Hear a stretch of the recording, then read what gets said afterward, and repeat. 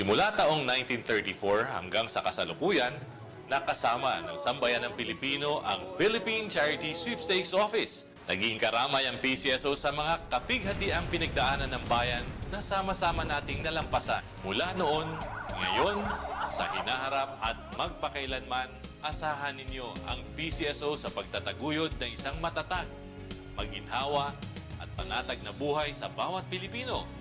Sa maliit na halaga, hatid ay pag-asa. Panatilihing masaya ang paglilibang. Ang paglalaro sa kasino ay para sa may edad 21 pataas lamang. Magtakda ng oras at limitahan ang gastos sa paglalaro. Huwag magsugal kung nalulungkot. Huwag hayaang makasira ng buhay at pamilya. Para sa impormasyon ukol sa responsible gaming, tumawag lamang sa hotline numbers 623-1869 at 0917-592-6618 o bisitahin ang www.casinofilipino.ph. Isang mensahe mula sa PAGCOR. Keep it fun. Game responsibly. Sa pamamagitan ng state-of-the-art 25,000 watts fully digital AM power stereo transmitter. Ito ang DZME 1530, numero 1 sa paghahatid ng mga sariwang balita, impormasyon, komentaryo, aliw, musika at public service. DZME 1530, una sa kanan, ang himpilang may paninindigan. Rex Kayanong sa Target On Air. Ito, ilang beses na tiniyak ho ng Kongreso, mga kaibigan, na sinasabing malinis daw ho ito, walang makakasingit ho na na 2021 General Appropriation Bill. Ito rin, mga kaibigan, yung unang tiniyak ng bagong speaker na si Lord Alan Velasco. Dahil makakaasa ro, mga kaibigan, na wala daw makakasingit na propose dito sa 4.5 trilyong national budget. Sana nga totoo, di ba? Kung kakausapin naman ho natin yung ilang mambabatas, lalo na ho yung kakiskisan ho ng siko ni Lord Alan Velasco, abay, isa lang sasabihin ho niyan, engineer, wala ho kami sinisingit. Ha? Wala ho kami sinisingit hong pondo. Dahil kung matatandaan nyo, di ba, muntik pa nga maatrasado yung deliberasyon ng national budget dahil ho dun sa sa nangyaring drama. Nagkaroon pa ho ng drama di ba? O pinikula dyan ho sa Kamara, mga kaibigan, dahil nagkaroon daw ho ng problema doon ho sa sa term sharing, di ba? Sina House Speaker Cayetano at saka huton si Velasco, mga kaibigan, kumbagay nagtagisan ho sila. Nagtagisan ho yung dalawa. Bago na ayos itong gulo, sabi nila, hindi, garing si ho yan Scripted lang ho yung nangyari ho dyan sa Kamara. Na kunyari ho, nag-aaway ho si Velasco at saka ho si Alan Peter Cayetano, mga kaibigan. Di ba? At bandang huli, pumagitna na ho si Digong. At kumalma, kumbaga ho sa Bagyo, abay humupa ho yung tensyon dyan ho sa Kamara. At kumbaga, mabuti pa daw ho pareho ho silang tumalima doon ho sa dalawa ho nilang hidwaan dyan ho sa Kongreso, mga kaibigan. Kumbaga, nagtatrabaho na raw agad dito ho si Velasco.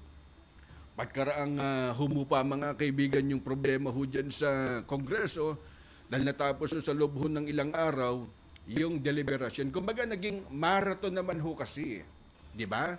Yung deliberasyon ho dun sa budget, kumbaga, kung di pa ho hinataw ho sila ng, sabi nga ho ng latigo ng ating Pangulo, abay tila hindi pa ho usad ho yung proposed national budget dyan ho sa Kongreso, mga kaibigan. At ang problema ho dyan, nasingitan daw, di ba?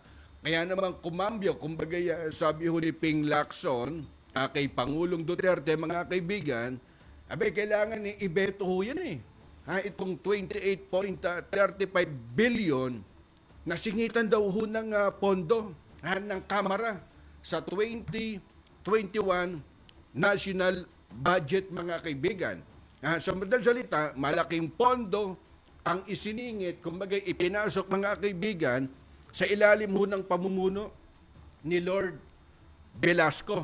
Di ba? Kumbagay naging doble daw, kumbagay overlapping appropriation mga kaibigan, kabilang ho dun sa 793 line items na may pondo na 1 million hanggang 2 million sa bawat isa mga kaibigan. Ito yung kino-question ni Ping Lacson. Alam naman natin si Ping, pag-uusapan, propose budget.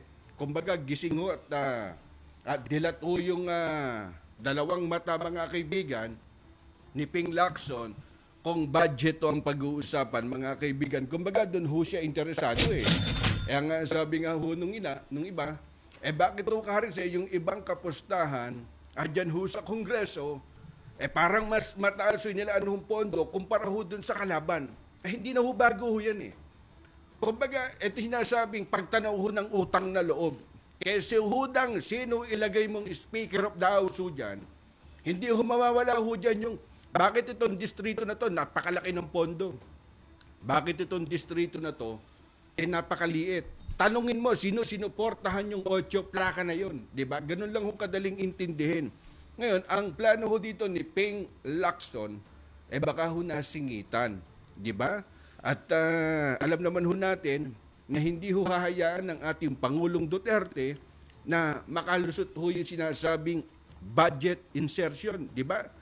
Tulad ho dun sa pagbeto. Kung pamilyar ho sa inyo, di ba, yung bineto ho nung 95 billion na isiningitan nito noong 2019, pamilyar ho sa atin to eh.